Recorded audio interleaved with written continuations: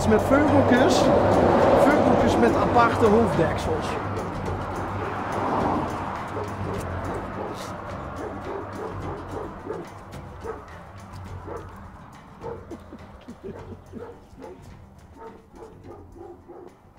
Kijk nou toch.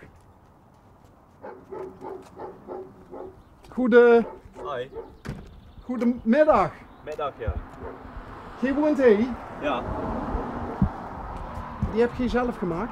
Nee, ik niet. Nee? Dus Jules Balters heeft die gemaakt. Echt Een super smet cool. Wat je weer bezien? Ja, ik zie alleen op het shirt staan. Ja, kijk, daar staat ons uit. Ik kent ze het programma toevallig. Nee, dat ken ik niet. Oh, dat ken je niet. Nee. Nou, wij maken een programma waarbij we leuk raken door de provincie rijden. Mhm. En als we ergens iets opvallends zien, dan proberen we met de mensen in gesprek te gaan. En ja, dit is toch wel opvallend. Ja. Want waarom vogels met aparte hoofddeksels? Nou, mijn vader die is kunstenaar.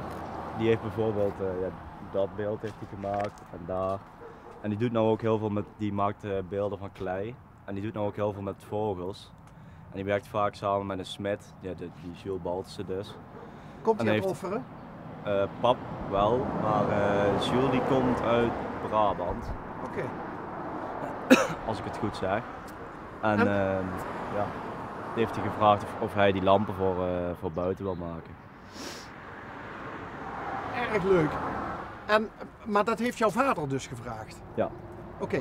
Jij woont hier? Ja. Wie nog meer? Ja, mijn moeder en mijn vader en mijn zus die is er nou ook. Mijn pap zelf die is nou aan het werk. Ja, wat jammer. Die had ik wel graag willen spreken. Want die dingen die aan de voorkant op de vensterbanken staan, dat is volgens mij ook aardewerk of klei of zo. Heeft hij die ook gemaakt? Die dingetjes daar links, die vond ik namelijk ook wel heel Nee, erg die heeft mooi. hij niet gemaakt. Niet? Nee, ik gaat er heel vaak naar markten toe. En dan doet hij ook ruilen met kunstenaars die daar zijn. Op een kunstmarkt of zo. Ja. Maar ik kan wel even de werkplaats laten zien. Ja, mag dat? Ja, vast. Ja? Zal die vast niet moeilijk over.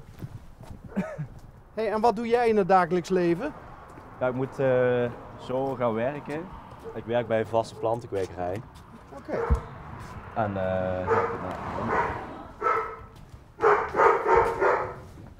dus hier is de werkplaats. Oh, kijk dan toch. Ja, dit is een echte kunstenaarsplek. Ja, het is vrij krap. En dit En soort zoals dingen hier, maakt hij ook. dit maakt hij ook, van die theepotten. En dan koffietjes.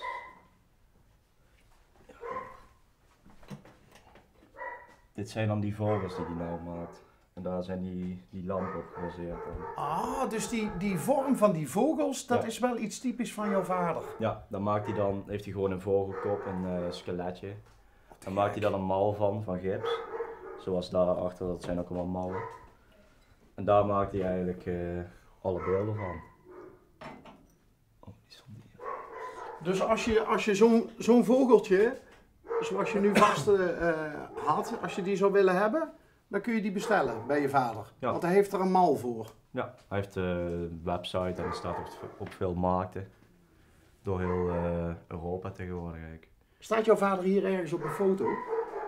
Ja, deze foto die is heel oud. Tegenwoordig heeft hij een baard en lang haar. Welke? Deze Oh, man. dat is je pa. Ja. Is dat Harm? Ja, En waar sta jij dan? hier nog. Cool man. En En hoe heet jij? Siem. Siem. Ja. Harm van der Zeeuw. Leuk. Eervolle vermelding, Goudse keramiekdagen. Heeft jouw vader ook iets met industriële dingen?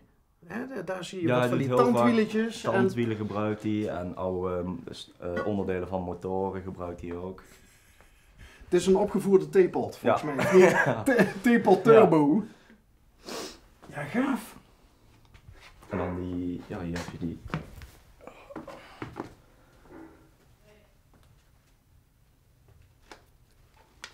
Dan heeft hij hiervan, die koopt hij eigenlijk op.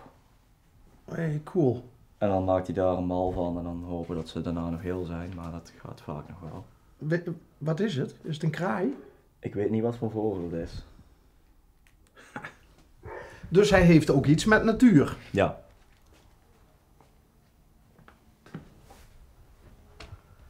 En wie hangt daar op zo'n mooie prominente plek aan de muur?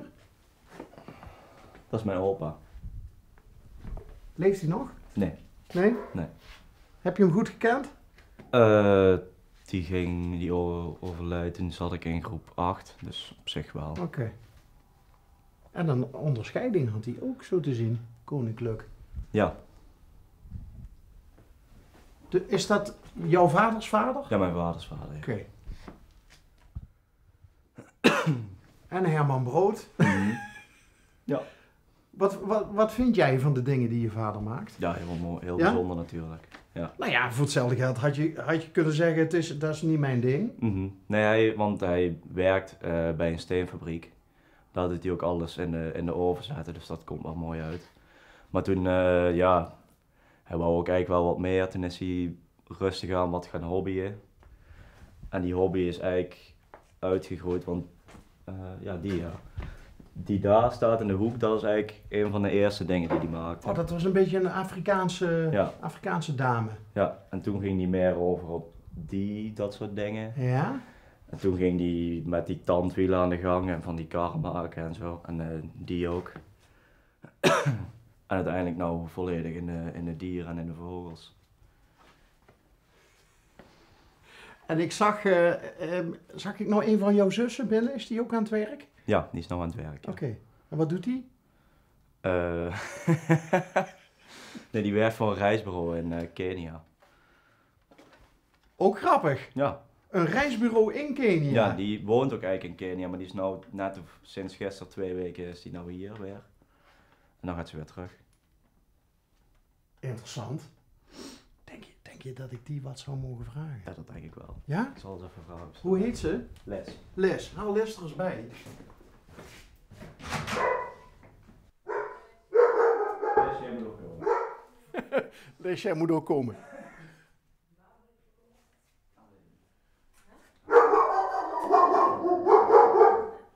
Hey Les! Hi!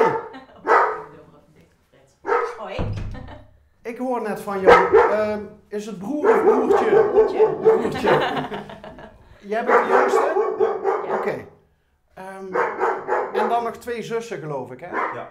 Ja. Ben jij de oudste? Ik ben de oudste inderdaad. Ja. Kom een klein stukje deze kant op, want het hondje is een beetje... Ja, die vindt het inderdaad niet gezellig, dit. Is dit typisch Keniaans wat je nu Ja, dit is best wel... Het is gewoon kloppie. Dit had ik natuurlijk niet verwacht, dus... Nee, dat snap ik. Maar jij woont in Kenia, Ik woon zegt in jouw Kenia. broer. Ja, klopt. Hoe kom je erbij om in Kenia te gaan wonen? Ik heb in 2018 vrijwilligerswerk gedaan in Kenia. En ik heb daar mijn huidige man leren kennen. Dus ik woon met hem in Kenia, in Nairobi. Is hij Keniaan? Hij is een Keniaan, ja. Oké, hoe heet hij? Chris. Chris. En hoe lang kennen jullie elkaar? Ja, sinds 2018 dus. Dus dat was Ja. eigenlijk vrij snel. Dat was vrij snel, ja. Ja. Hoe kwam je hem tegen? Hij werkte op het project waar ik vrijwilligerswerk deed. Dus daar ken ik hem van en hij deed daar ook een soort vrijwilligerswerk. Gaaf. Ja, zeker. En vertel eens iets over het project. Het is een Don Bosco project. Don Bosco is een katholieke heilige en vanuit zijn naam wordt er van allerlei werk gedaan in, eigenlijk over de hele wereld. En Kenia is daar één land van die echt heel veel verschillende projecten heeft. En dat is dus altijd gericht op scholing en op het ontwikkelen van jonge mensen met een visie, zeg maar. En dat is op zich een visie die we nu in de hulpverlening, ik ben zelf sociaal werker, die we nu ook gebruiken in de hulpverlening. Dat is vooral dat je gezien wordt en gezien moet worden. Dus dat. Gezien worden zoals je bent. Ja, gezien worden zoals je bent. Ja, Ja. want vaak worden mensen gezien vooral om hetgeen wat mensen graag in andere mensen willen zien. Ja, of gewoon überhaupt niet gezien. Je wordt overgeslagen als persoon, zeg maar. Don Bosco zelf werkte Vooral met straatkinderen en die worden over het algemeen nogal over het hoofd gezien. Dus door hen echt te zien en een plek te bieden voor hen, wilde hij zorgen dat zij scholing kregen en op die manier uitgroeiden tot verantwoordelijke mensen, zeg maar. Ik heb vroeger op een Don Bosco school gezeten. Nou, kijk, dat wist ik nog daarom. niet. Heel lang geleden. Heel lang geleden. Toen Bas nog een heel klein Basje was. Betekent dat ook dat je gelovig bent? Nou, niet echt. Dat hoeft dus echt. niet. Nee, dat hoeft niet. Nee. Je hoeft niet Dus Don gelovig te Bosco zijn. was in principe wel heel gelovig natuurlijk, Ja. als katholieke heilige. Maar ik zelf niet. Nee.